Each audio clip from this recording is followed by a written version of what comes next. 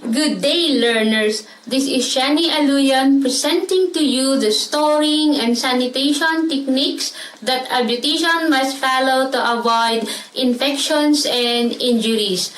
After giving manicure services to your client, will you just sit down, relax, and wait for the next client? Keeping your manicures and other nail services sanitary has always been an essential part of running a successful salon. But with hygiene procedures being tightened up following the coronavirus outbreak, it is more important than ever. How confident are you in the cleanliness of your manicure services? Are you following the best practices for the most sanitary nail treatments?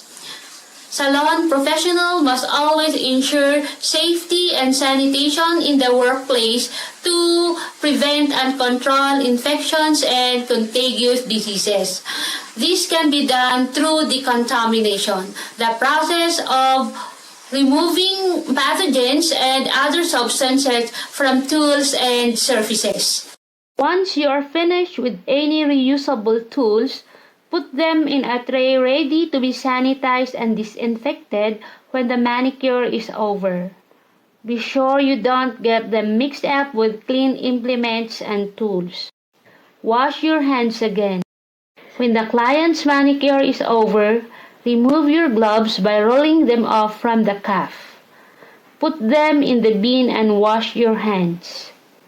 Once your client has left, take off your face mask. If it is disposable, put it in the bin. If it is reusable, put it in the laundry basket before getting yourself a fresh one. Disinfect and sterilize your nail tools and station.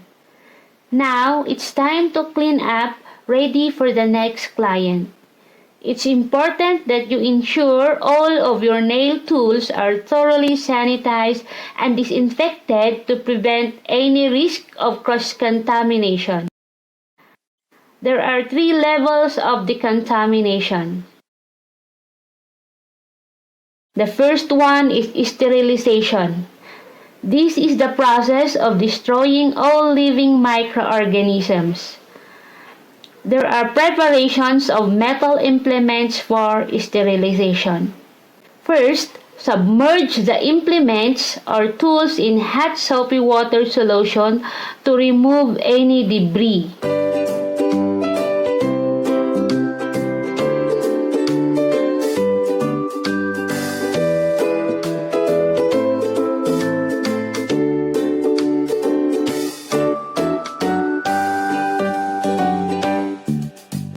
Rinse them thoroughly.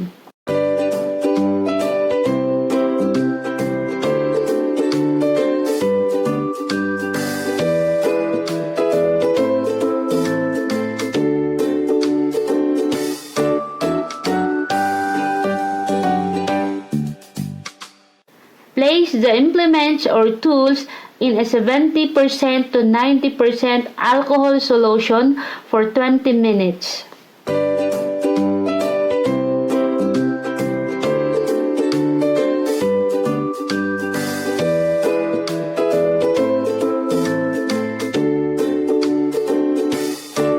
Remove the implements from the solution.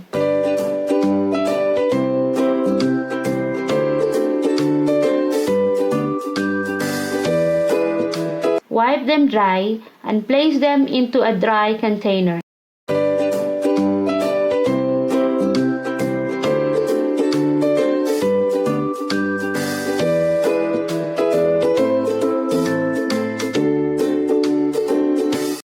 Be careful how you store your clean and disinfected tools overnight.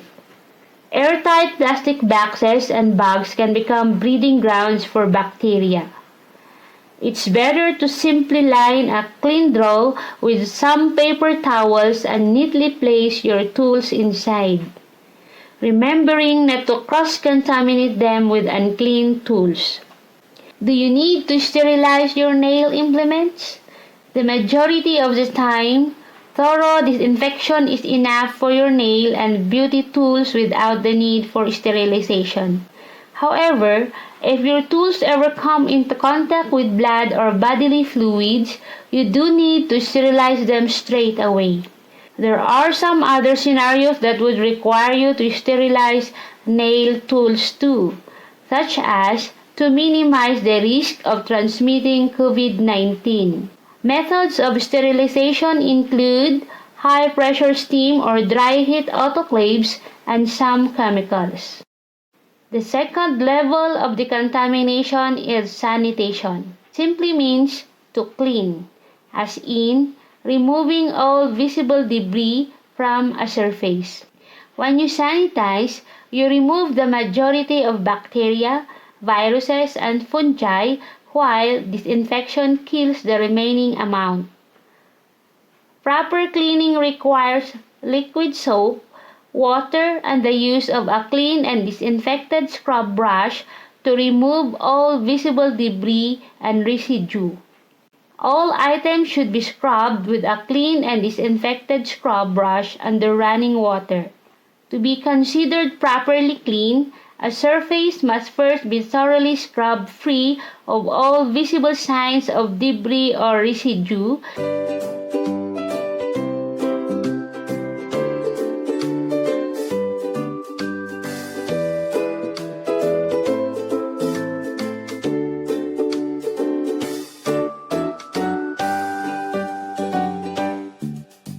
Followed by a complete and thorough rinsing with clean water. All items must be thoroughly rinsed and dried with clean cloth or paper towels prior to putting them into a disinfectant.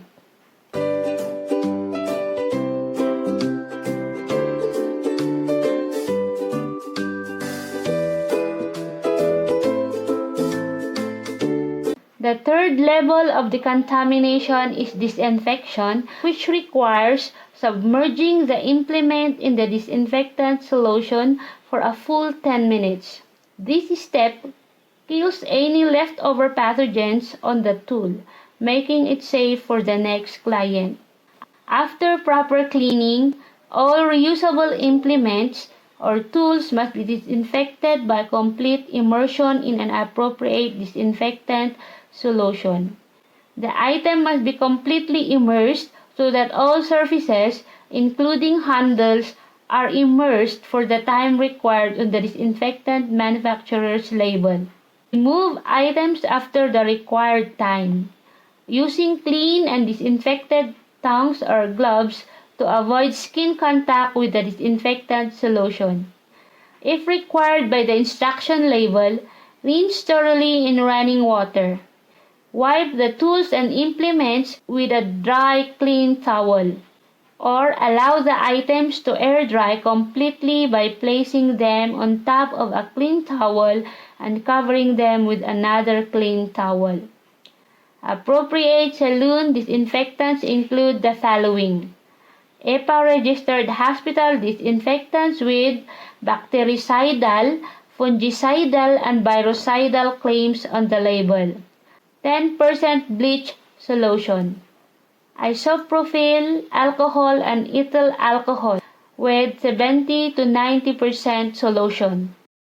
Any of these levels of decontamination must always be a part of every nail care services and should be done before and after giving nail services to your client. Proper waste disposal and proper handling and use of chemicals are also important when it comes to post-service activity. Follow these steps. Wash hands before every service and announce it to your clients. After you speak with them and before you start touching their skin, say, "I'm going to wash my hands so we can get started." Communicating it will show the client that you are practicing basic sanitation guidelines. Then, put on any suitable saloon PPE. This might be a little different to usual. To reduce transmission of COVID-19, you should now wear a face shield as well as your mask. Once your hands are completely clean and dry, put on your disposable gloves if needed. If you aren't wearing gloves, use hand sanitizer regularly throughout the treatment. Linen or cloth towel should only be used when each client can have their own towel. Paper towels or hand air dryers are more sanitary than all the clients using the same hand towel to dry their hands. Ask clients to sanitize their hands. Clients need to wash their hands before a manicure too. Antibacterial liquid soap and water is best, but you should have a bottle hand sanitizer available at your station too. Post valid licenses in a place where clients can see them. In some areas, you are required to post them in the reception room or in the treatment room. Make sure that they are posted and not expired. Paraffin machines should always be clean and free of debris. They should be covered. Keep clean tools in a closed, clean container. For example, put tweezers in a clean box or Ziploc bag labeled clean. If you are using a drawer on your facial trolley as clean storage, it should be labeled clean. It should also only contain clean implements to be used on a client. Clean linen should also be kept in a closed, clean container labeled clean. Soiled tools should be cleaned immediately or placed in a container marked soiled. Put the tools in a container marked soiled tools and clean them at the end of the day. Just keep them separate from the clean tools. Soiled linen should be placed in a closed container marked soiled linen. After every client, wipe down all the equipment with an Environmental Protection Agency registered disinfectant. Read and follow the manufacturer's directions. Most of the EPA sprays and wipes should air dry for 10 minutes. Illegal tools and implements should not be used or found in the establishment. To ensure a sanitary manicure every time, follow these simple steps. Clean clippers, glass files, and cuticle nippers regularly. Wipe off any debris, wash with soap and water, and disinfect by rubbing with an alcohol-soaked cotton ball. Don't share emery boards. Because they are made of paper, they can't be properly sanitized. Replace them when the grit begins to wear down or filing the nails no longer produces smooth results. Store tools properly. Place dry, disinfected implements in an airtight container. Service maintenance program. Perform basic preventive and corrective maintenance. It is vital to sterilize metal implements, sanitize wooden tools, disinfect hand and foot spa machines, as well as environmental surfaces before and after each use. Contaminated tools can cause bacterial and fungal infections that are unsightly, painful, and sometimes fatal. There are several methods of cleaning and sterilization. Do a cursory cleaning after each nail care service and deep clean monthly to keep tools safe and useful all the time.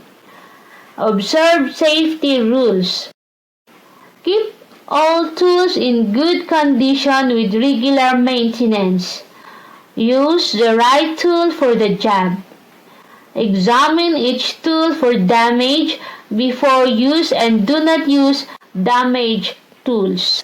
Good housekeeping system, or the 5S. Waste materials or products should be properly disposed to avoid contamination.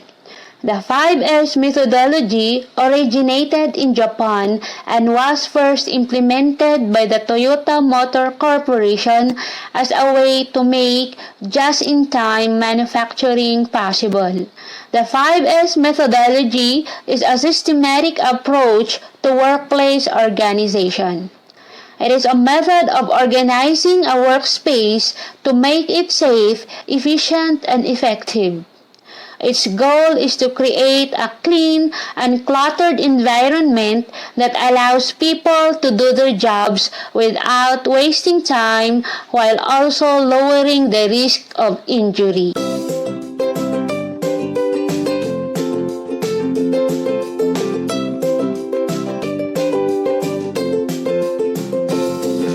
One. Sear or sort. Tidiness. Goal is to eliminate clutter and clear up space by removing things that don't belong in the area.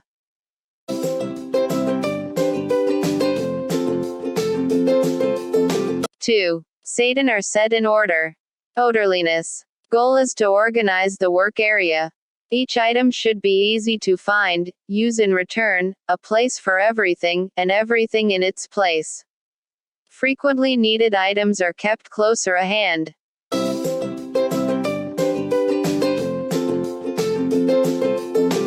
3. Siso or shine. Cleanliness. Goal is to clean dirt and grime that inevitably builds up underneath the clutter, and works to keep it from coming back. 4. Seiketsu or standardize. Control and consistency. Maintaining the workplace in high-standard housekeeping involves creating ways to sustain the first 3 steps. By writing down what is being done, where, and by whom, you can incorporate the new practices into normal work procedure. 5. Shitsuke or sustain. Discipline. Continuing commitment. Goal is to stick to the new rules. Workers keep the new standards in place and practice the first 3 steps every day until they become automatic and the accepted way of doing things.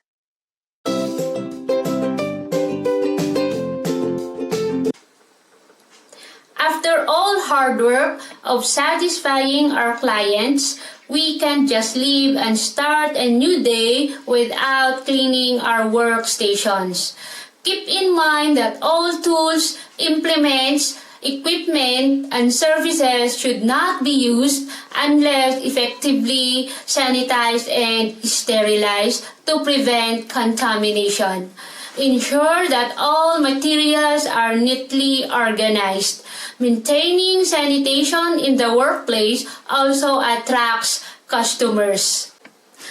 Besides preventing accidents and injuries, good housekeeping saves space, time, and materials. When a workplace is clean, orderly, and free of obstructions, work can get done safely and properly. Workers feel better, think better, do better work, and increase the quantity and quality of work. A workplace that is sanitary and has good housekeeping practices will be rewarded with better morale, a healthier workforce, less workplace injuries. To check your understanding of our lesson, several activities are found in your learning activity sheets. Read and follow the instructions for each activity. Good luck, enjoy learning, and keep safe. Thank you.